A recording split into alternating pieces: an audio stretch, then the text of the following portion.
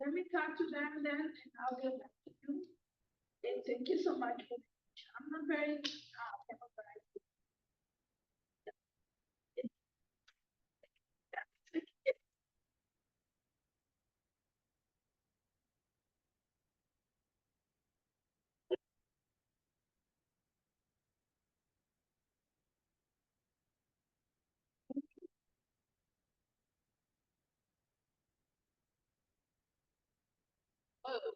up, boss?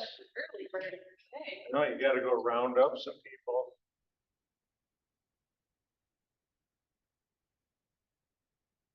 What's up? It's echoing in here.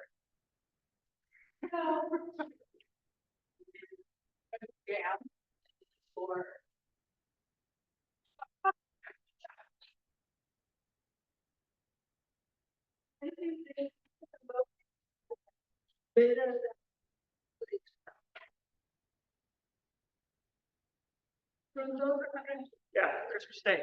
I'm like, what is? She was talking about taking Christmas decorations down. I said, my wife takes like the tree down on Christmas Day. That's not normal, Well, no, I mean, it's like as fast as I can. Like, let's just put it away. I don't know. Like a week or two. It's too fast. My grandma said the Epiphany, that's just always what we've done, but Yeah, I feel like, you know, you can justify that. It's like, you know, January 6th, it's kind of run that if you want to base it on something, it's kind of run that. well, it's just kind of arbitrary. It's just, you know, yeah, When you told me like. it's just because then I get, because I when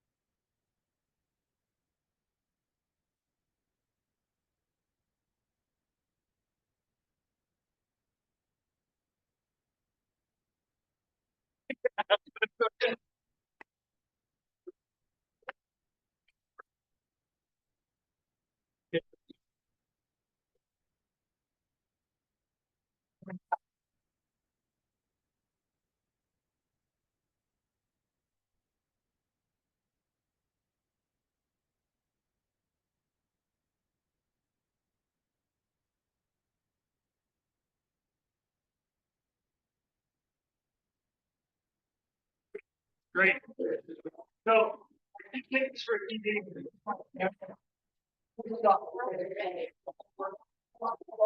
My best, not.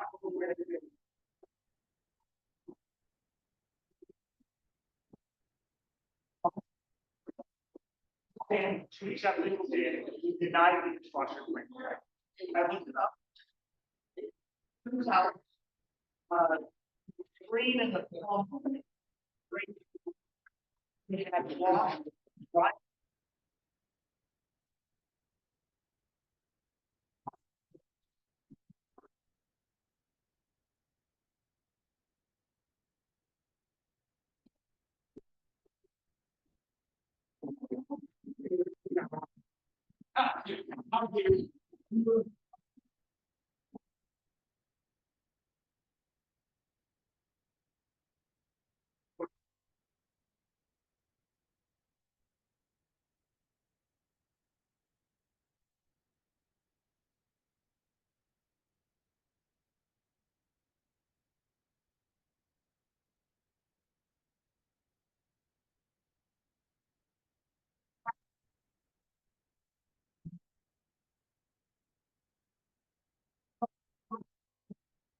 If you have their back, Mark.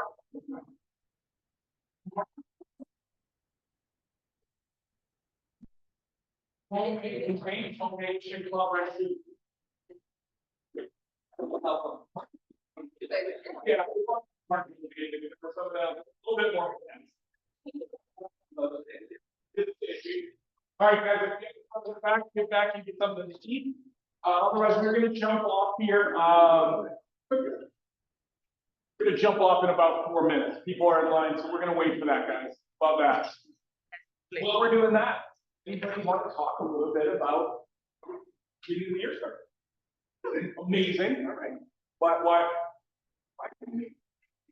Because all the connections that they made over the last year, like, with the holiday, and they're like, hey, we want to talk to you. And it's also just keep Connecting with people that work. It's so weird. That's strange for me. Congratulations, I like that. Isaac, how about you? Anything that's happened positive in the first couple weeks of the year?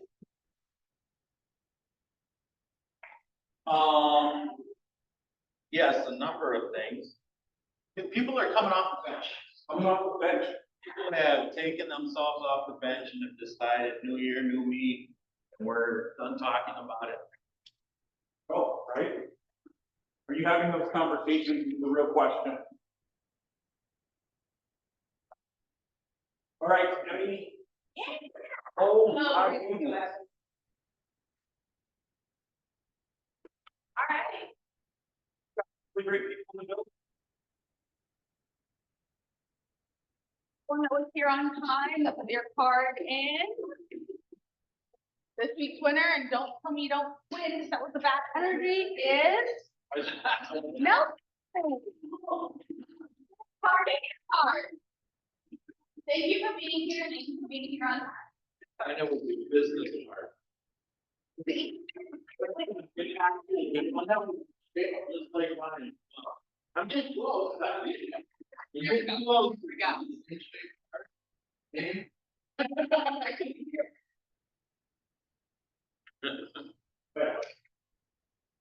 All right, guys, so this conversation is going to be a little bit different. Yesterday, we had a chance of leadership to participate, or at least in a little bit of our national call.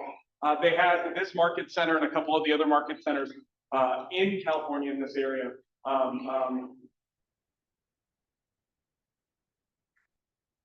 They had us,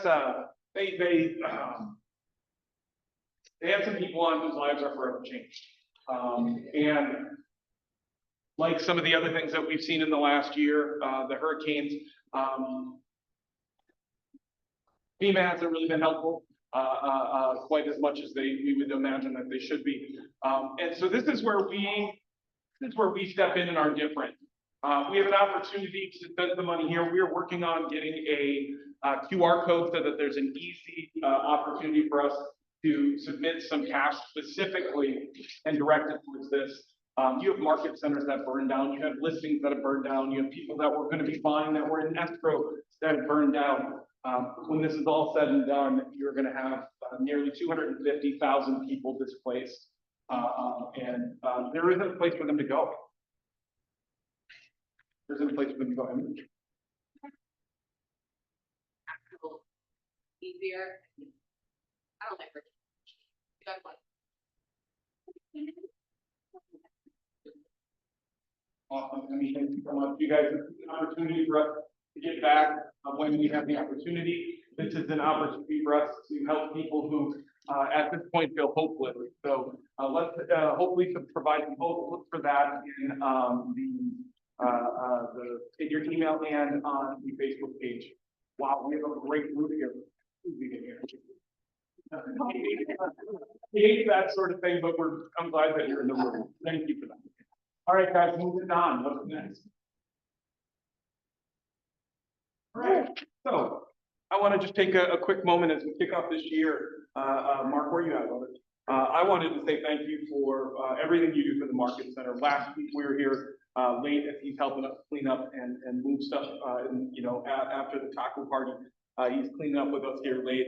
He's here early and he's genuinely a really great guy. So we're grateful to be a business with you, Mark. I appreciate you. And his wife, wonderful wife. He brought it here, but his wife made the. Yeah. There you go. Thank you, brother. Appreciate it. Here we go.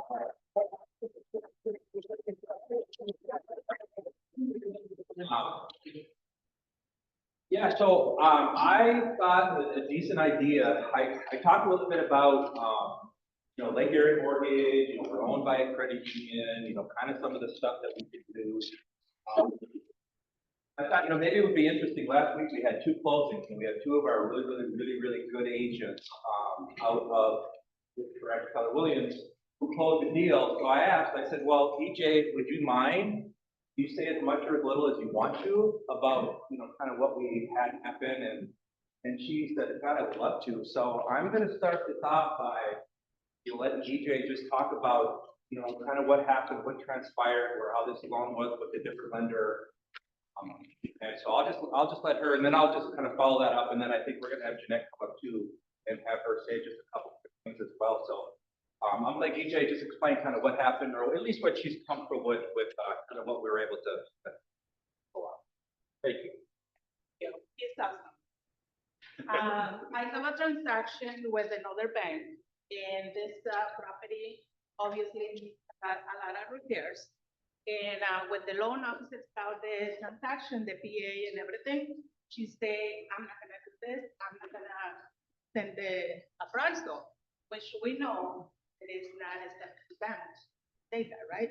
They have to do the process, and the appraisal, that's the one that should say, not good for the bank, and all that stuff. I'm not an appraisal, but I know she needs to do this.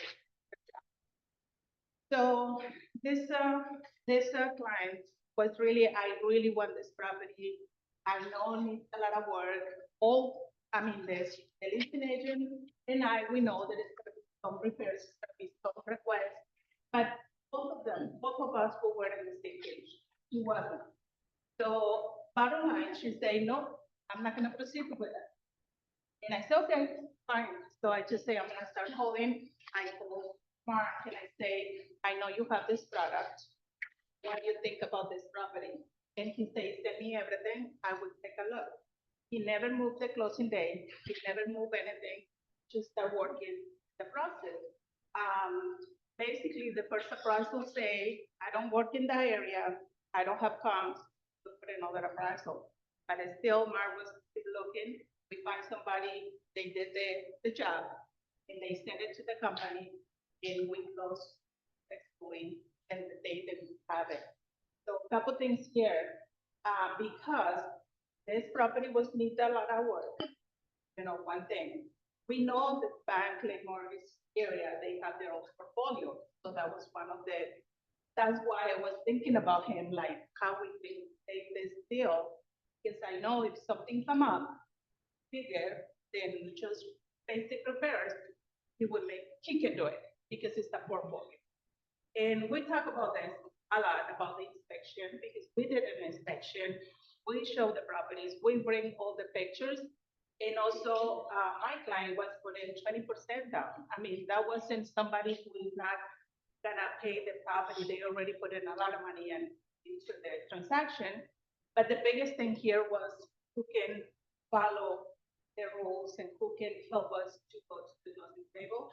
And that's when I talked to Mark and we were so happy to close without any more requests. I mean, he did his job, I did mine, and it was a nice close.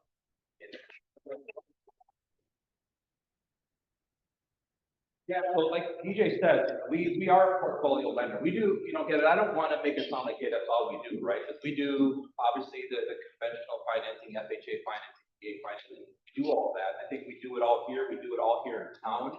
We have local underwriting, so that means we're right here, just right down the road. So when DJ's file was being looked at, it was being looked at by people here just a couple miles down the road, not by someone in the place. So I think that makes a big difference. So, Jeanette, do you mind saying a couple things? Thank you. Well, I have worked with Mark for over 2 years, and we have closed more than a dozen transactions, and he's great. I love that he's like, even that he doesn't speak Spanish, he hired a Spanish speaking guy to help my buyers, and I appreciate that. And also, we work different kind of transactions and also assistance. So he has done IT numbers for my clients and also with regular social security number, permits, or whatever. And he helps them with the assistant, with the first gen. Most of our last transaction that we closed is through first gen. And he always finds the best for my clients. Thank you so much for that. So if you have questions about why is first gen, the 32K that are forgivable after 5 years, come ask him and he can help you clients. He's great, a great guy, and I'm so happy to be working with him. Thank you. Yeah, so thank you so much, both DJ and Jeanette. So, yeah, I mean, we do, obviously, we work with first generation home buyers. We work with conventional FHA. I like to think that, I'm gonna say if we can't do it, nobody can, but we do have a lot of options. So I just say, if you have something that you just don't quite think that it's a good loan, it should work. Maybe you're not getting an approved eligible through DU, but you got a decent credit score. We might have a home in our portfolio. So, and also, again, a lot of people don't know this, but credit unions. I want to make it bad. Credit unions don't have to make a profit. I'm going to use it as a positive that, I'm not saying we're going to have the best rates in town, but, we don't have to make a profit. So a lot of people maybe don't like us because of that, but think about it for a second and say, well, credit unions don't have to make a profit. Maybe there's a better interest rate to be had, maybe. We just have to pay our people. So I'll leave it there. We can talk quickly about the market. I was just talking to Todd just a little bit. There is some positive news that came out. I wasn't going to talk about it today, but the inflation number today came out surprisingly well. So fingers crossed. I'm not going to say that we're going to keep seeing positive news, but positive news with inflation is good. So we did get a little bit of good news today. So check in with your lender, see where rates are going on. I'll keep you updated. Day to day. What's going on with interest rates, kind of what's going on with the market. And if you want more information on that, I think I've got you on an email. But if you do want more information, or if you say, hey, I don't know what you're talking about here. I can certainly put John on that list. Not daily updates, but kind of every other day updates. So, all I got.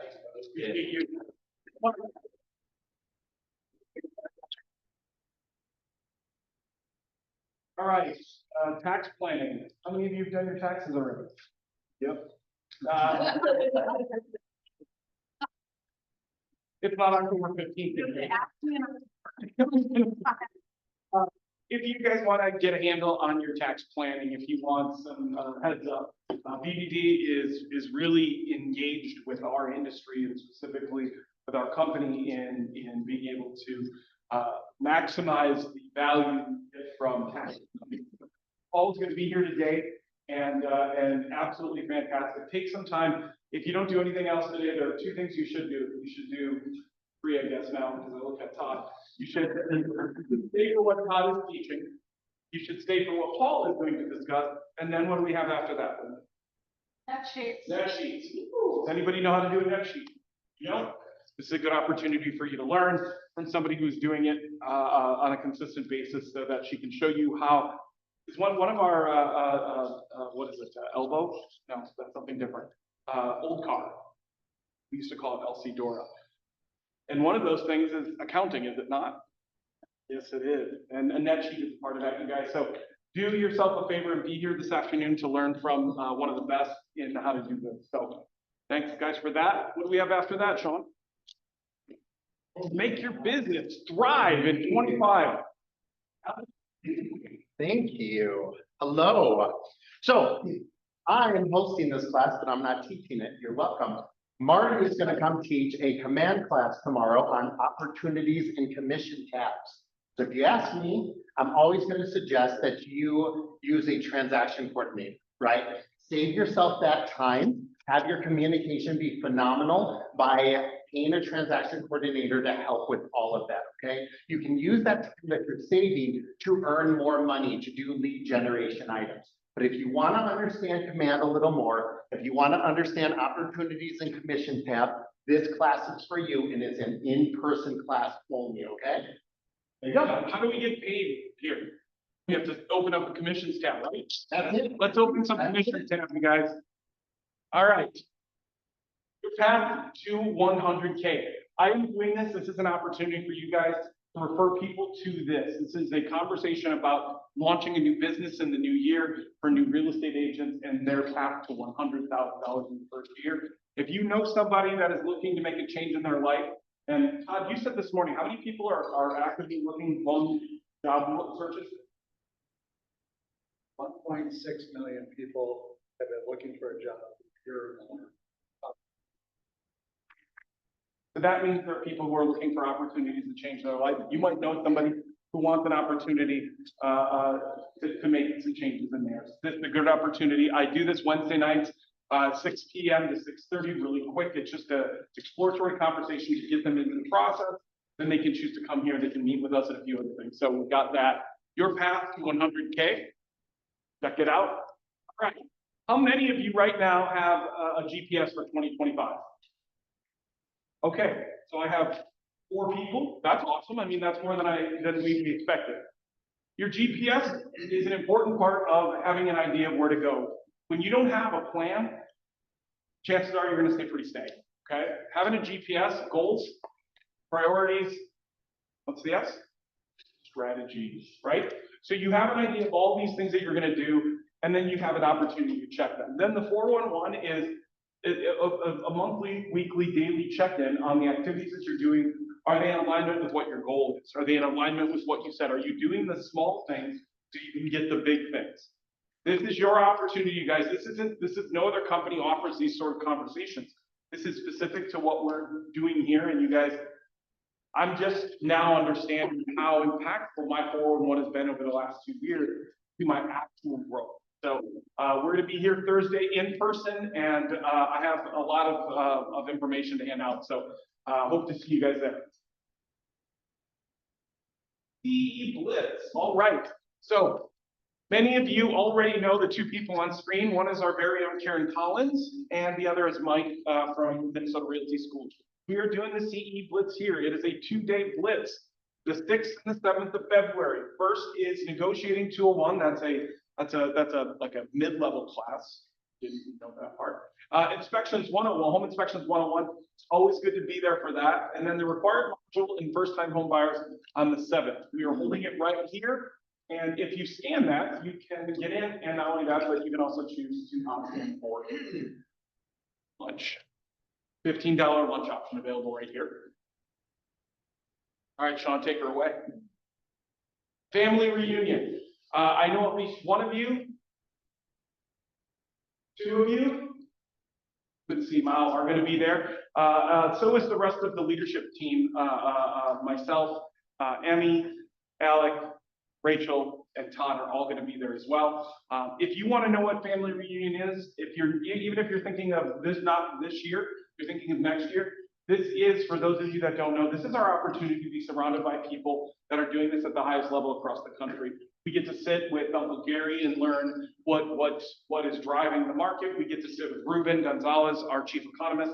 We get to sit with the likes of Jason Abrams, who's creating opportunities for you guys to grow. This is one of the reasons why you guys want to be here. Now, this one's in Vegas, and that's not my favorite, but that's a personal thing, because I don't know how you pay attention to everything that's going on. But if you're looking at next year, let us know. Let's have that conversation and get you on a savings plan.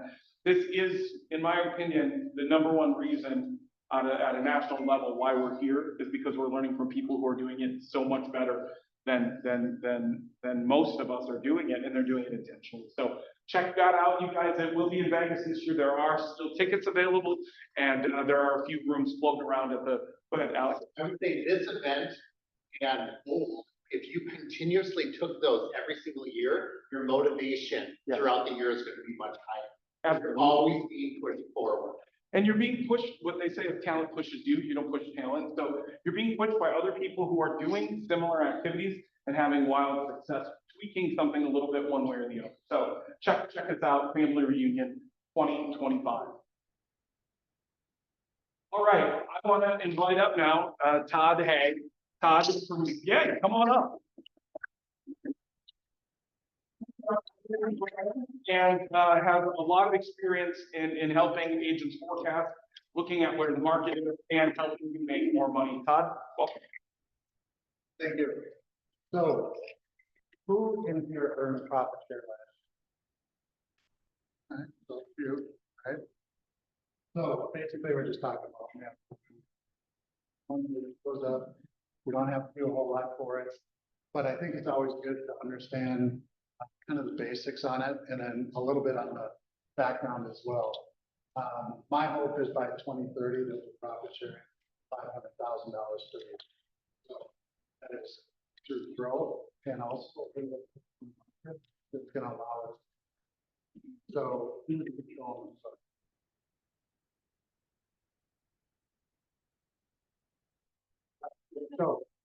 here's some basic information. So in 2024, approximately 31% of KW Roseville agents participated in profit share. Whether you got 1 cent or more, so 31% approximately participated in it. So Roseville Market Center has profit shared nearly 1.7 million since opening 20 years ago. So coming up on a couple million that we've profit shared in total. By the way, how much do you think RE/MAX results is profit shared? 0. Coal banker, 0. Realty, 0. This isn't revenue share, this is profit share. So we're not taking part of somebody else's commission, giving it to somebody else. And 2, we're not asking you to take on another job or go out and recruit agents and then have to support them in their business because nobody else is going to support them. It's not revenue share, it's profit share. We're taking approximately now, it used to be about 48% of the profit. Some of the numbers changed a little bit. I'll get into that in a minute, but it's about 45% of our total profit or profit sharing back with people that have helped influence others to join the company. 2021 through 2024, we profit shared $5,595,000, and as a company, KW has profit shared now north of $2 billion. That is a lot of money. So next slide.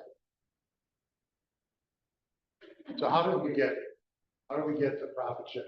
So Keller graduates from Baylor University in 1979 with a degree in real estate and insurance, moves to Austin, Texas.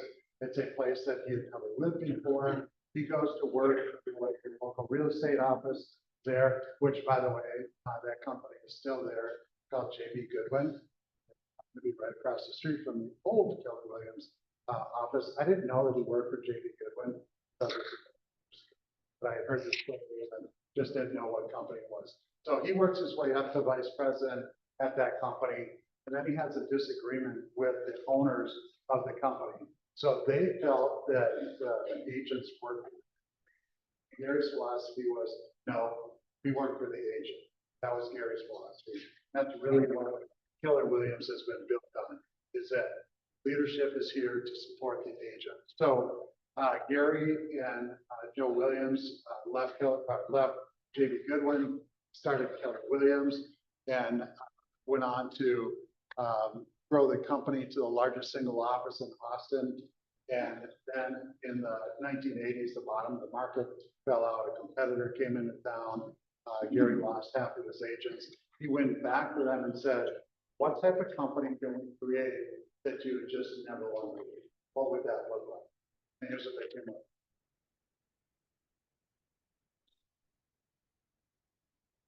So first place, they came up with profit share. So profit share with access to the financial information. So we share that financial information. It's available online if you want to access that. Being a profit share company without sharing access to the financial information just wouldn't really be right. And if we didn't follow a chart of accounts and stick to that, so Nick does not get a car allowance so he can drive around. Instead, he drives a Kia. I do. So there's certain things that we can do, and by the way, our 200 line items between our balance sheet and our P&L every month is looked at by Keller Williams and our region, and they will come back to us if there's a variation on there and we need to fix it or we need to explain it. So it's being watched closely. And then the best possible commission structure. At that time, it was very common that agents were on a 50-50 split. They had no cap. So it was 50-50 on every transaction. They came up with a 70-30 split and then they would cap. I don't know what the cap was back at that time, but it was very favorable. And then treat agents like business partners. And the way we do that is through the ALC. So our ALC meets, they can make decisions for Market Center. It's not the leadership solely is making all the decisions for them. So there's some things that fall under their control, and there's other things that are not. Hiring and firing is not up to the ALC, right? That's just not the way that works. But we make decisions together, and then that's the formalized input through the ALC. And then supportive management that promotes teamwork, and then the highest level of training. So at Keller Williams Corp, we are a training and education company. We are not doing real estate the same way that they were doing it in 1986 when they launched the company. We're not doing it the same way that we were doing it 20 years ago, 2020 or 2005. We were not doing it the way we were doing it 10 years ago. We may not be doing it exactly the same way that we were doing it just a few short years ago. So things are always changing. We want to make sure that you have access to the best training possible. You do that through being physically based. So having a physical location. Think of all of these companies out there that say they're great. The first thing they will tell you is they've stripped out regions and they've stripped out some market centers. So they have no support. So they want you to go out and recruit to that. When you recruit to that, then you need to be responsible for that individual. Just like you're responsible for selling product if you join Herbalife, right? Every MLM is like that. Most people never make money off of an MLM. Instead, we're based on training and education, and we have a physical location. People want to learn. We'll get far further faster by being around people that will share their ideas. Just had an ALC meeting today, there was idea sharing. We have training where there's ideas that are shared. We have masterminds where there's ideas that are shared. There's staff here that can help you, and if they can't help you, they can find somebody that can. Next slide. All right, within 2 years, KW became the number one in the market in Austin, Texas, and that's a position that they have not relinquished. All right, so a little bit more about profit share. There's no investment. Okay, so you get infinite returns. You have no investment. Offers unlimited profit potential. There are people making more than $1 million a year on profit share. There's plenty of people that are making more than $500,000. There's somebody that's affiliated with making over the last 20 years has earned $365,000 in profit. Just talking about this a little earlier, just imagine if she would have taken all that money and invested it into an index fund, S&P index fund, didn't touch it. Over a 20-year period, what that would look like, that'd be more than $1 million. So, no employees. It's one thing to running a business. This is a business. You have no employees, no responsibility, no liability. You have the right of survivorship. So, ask. When you sign on with KW, we ask you for a beneficiary, so you only change that. Just need to update Rachel, and she can change. But you have the right of survivorship, and it's a 1099, so there's no corporate return. Does anybody file a corporate return? Does anybody have an LLC to file a corporate return? Minimum, you're probably $1,500. I would like to think that.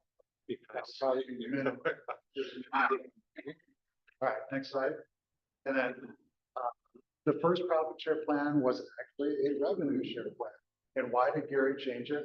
Because people were out talking about Keller Williams and people were coming on board, and then those agents were trying to do their production. They were trying to go out and sell houses, because that's actually what we do, right? We sell houses. We don't sell Herbalife. Things, right? We sell real estate. They're coming back to Gary and saying, look, we're spending too much time trying to train these agents. We need support. We need support mechanism for these agents. That's why all the changes were made.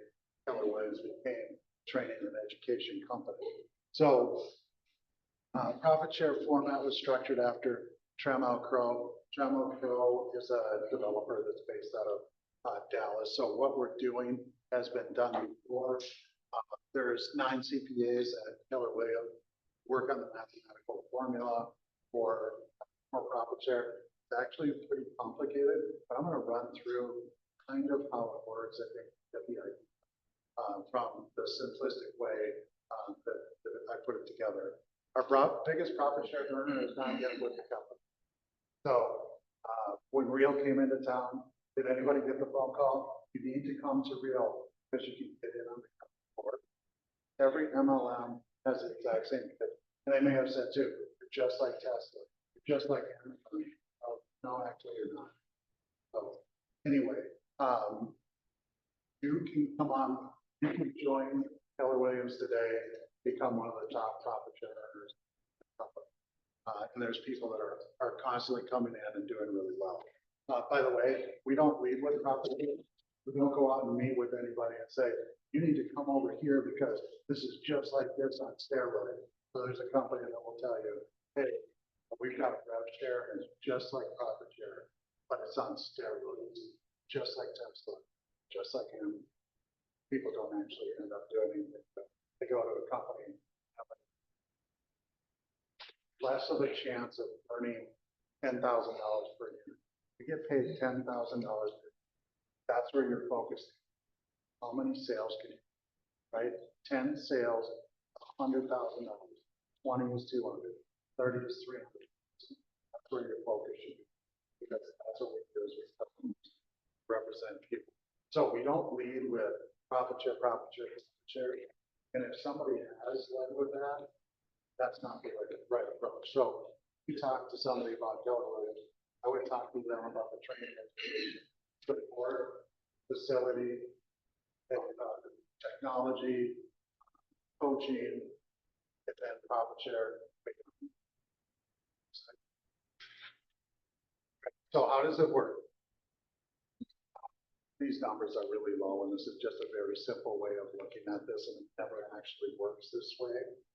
It's very complicated. So let's just say that the office, the market center, closed $150,000 total commissions in 1 month. Okay. Obviously, we do a lot more than that. And everybody was on a 70-30 split, and nobody was capped in that particular month.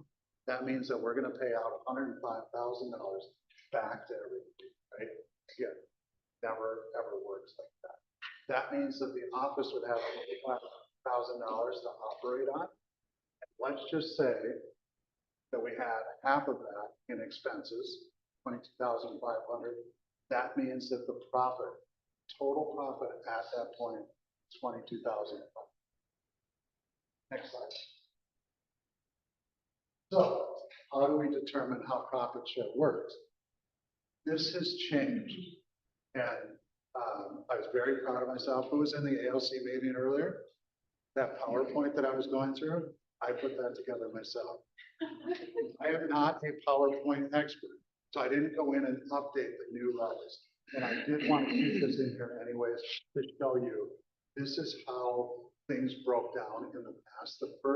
So in the first ALC meeting that Gary had with that first office, they said, look, we're going to become a profit share company, but we think that the first X number of dollars of profit should be not split 50-50, but it should be split in a way that it helps the ownership of the office, keep the office in business so that we can continue to operate, we can continue to profit, we can continue to profit share. So somebody said, how did you come up with $29.90? Gary's answer to that was as much as I could get out of the ALC at that time. So the first $29.90 in the past, up until July of last year, was split 25-75. So that first $29.90 of profit, 25% went to the profit share pool, 75% went to owner profit. The next level was the next $82.50, and it was split 35-65. And then everything after level 3, which is $11,240, was split 50-50, right? And again, what company can you name where they split profits 50-50? I don't know of one. I listen to different podcasts about business all the time. I just don't know of another company that does that. So in this scenario, it was split 92.65 of that 22,500 in profit. 92.65 went to the profit share pool to be paid out to people that were participating in profit share.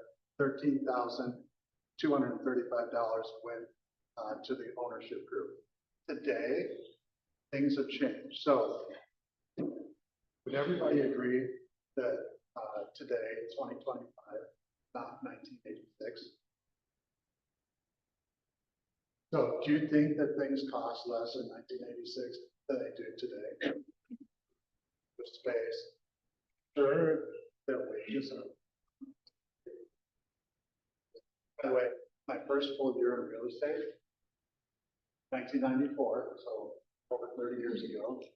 I started when I was 10. So.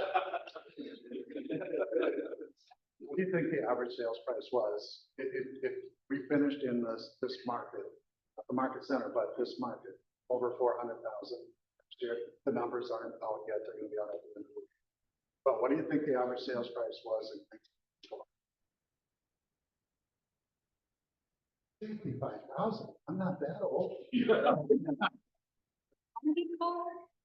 120,000. So the average commission about $3,100. Okay. Today, when you're talking about 400,000, you're talking about $12,000 average commission. So our average commission was market center last year was $10,000 per year. So because we treat our agents like business partners, just went to the ALC, every market center, then it went to the regional ALC, national ALC. All of this is voted on. All the way along. Market centers agree to make a change. Regions agree to make a change, and then they took the vote, mega camp in 2023, changes in 2024. The change was the first $10,000 would be split 25/75. The next $20,000 instead of the next 8,250 was split 35/65. And everything after, this is just in 1 month, okay?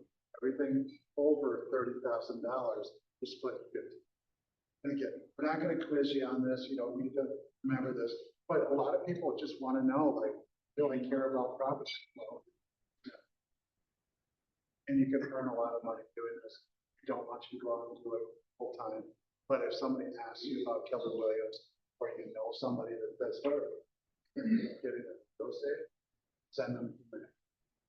Nick is your business partner on your profit share business. We want to help you grow that. The whole intent of profit share was to help you wipe out your cap. So on a $13,000 cap, what if we could pay you an extra $5,000 to reduce your cap? What if it was 10? I will probably earn $25,000 this year. I earn about 22 year. The final number not out yet, so I don't know, but it should be in that range. So I earned $150,000 there already. And that's not a lot, it's not as much as 65,000. I've helped more people for their profit share trees than I've worked on. That's why that is. And that's still a respectable number, and it's growing every year. 110 people a month. Growing. So we've got this. Let's go to the next slide. So this is what really won't change. Is that for Bob? Just take Bob. He's an individual agent. Bob did a transaction, and his transaction resulted in company dollars. So on that, his split, 30% split. 30% of that transaction for transactions Bob did that month resulted in $38.86 coming back to the office. And that was of the $45,000 total. So Bob's portion of that was 8.64%. Now, if you've got somebody that's in your profit share tree and they do a transaction in their cap, they don't supply any company color, which means that number will be zero. Will not profit share anything from that activity if they're already capped. But Bob is on cap. Bob provided 8.64% of the total company dollar for that particular month. So 8.64 times the total profit share pool for that month equaled $800. Look at that perfect world scenario. We come up with a crazy number like $800. Just makes it easier to break it up. So next slide. So then everything is broke up over 7 levels. Okay. On the first level, Mary is Bob's sponsor. Mary gets $400. So now, if I were you sitting there going like, how do I get $5? Okay. Good transactions every month. By the way, that wasn't a lot of commission dollars. We're probably talking about what, $11,000, $12,000 in total commissions. One deal is 10,000. A lot of deals now 12,000. So it could be one transaction. So how do I get enough people on my first line doing 5 transactions per month? So I got an extra couple $1,000 per month. So Mary is Bob's sponsor. She gets 50%. Then it goes to level 2. Tom gets 10% for $80. Joe gets 5% for 40, and 6% for 40. Jane gets 7.5% for 60. Mike gets 10% for $80, and then Carol gets 12.5% for $100. So the other $400 is broke up over these 6 levels here. So, anybody have any questions on this? Because I've got some. So why is it 50-50 on the first level?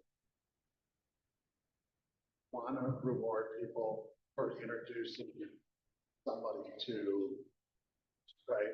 So that would be one thing. Here's another question. Why does it get bigger at the bottom? Right? Why do the percentages get bigger at the bottom and they're smaller in the middle? The reason why is usually a more mature profit share tree is going to get fat in the middle. You're going to have more people in the middle of that profit share tree and these levels here. And so you probably end up earning more money, even though the percentages are lower. So, a lot of times, one that, is in the first couple of years, 5 years or something, you're going to make most of your money off of the first level. It's more mature, you make it off of here. And then there's fewer people down here, and that's why the percentage goes up, so that you can get a healthy money. All right. Do I have anything else? That's it.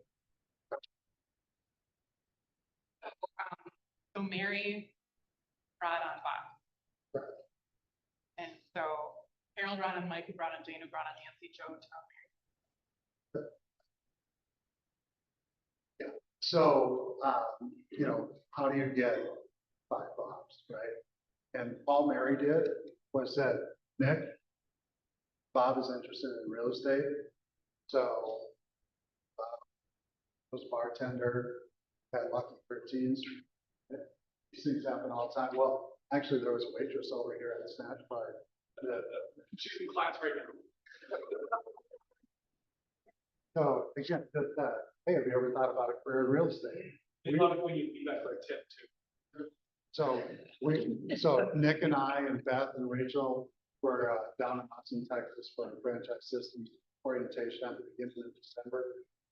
We were at a restaurant and Beth throws out to the waiter, hey, have you ever thought about a career in real estate? The guy goes, yeah, I actually have. I've been thinking about it for a long time. She got his contact information and had the team leader from the Austin Southwest Market Center, Gary's first office, called this guy and he's going to real estate classes right now.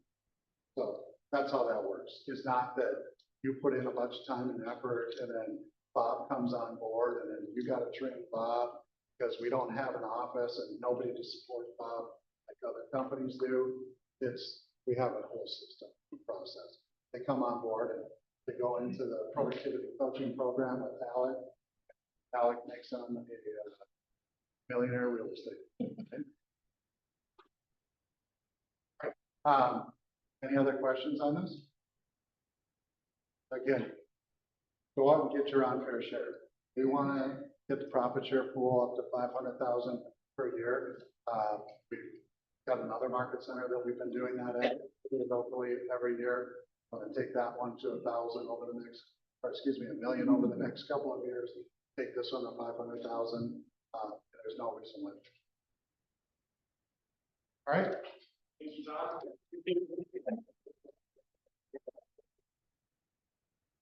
Just because it might make it more real, I think that this is the opportunity that you have to also have, to grow somebody else, to let someone else have that opportunity, guys.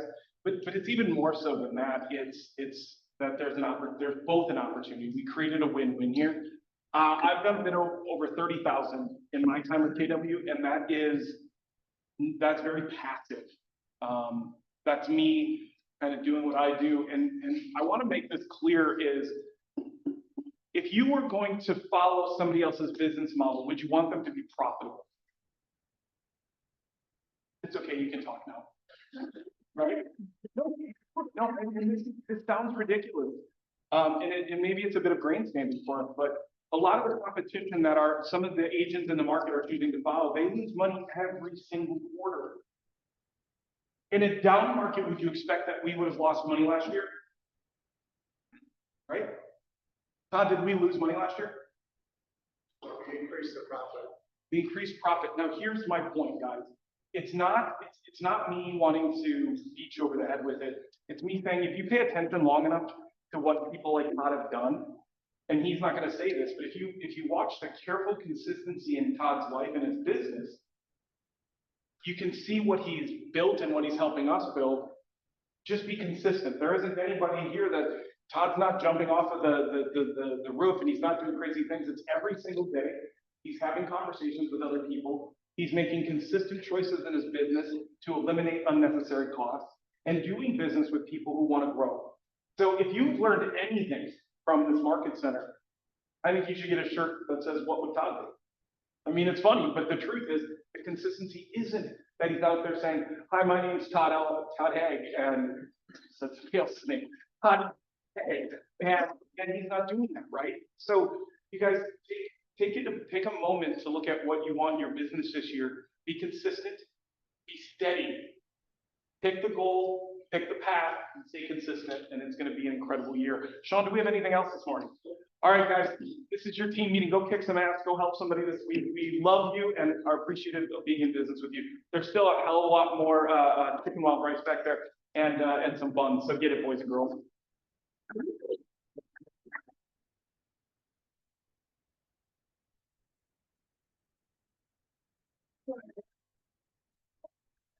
Oh, what do we have next? Tax planning, PPP. All of the building. Oh, but he's gonna be here.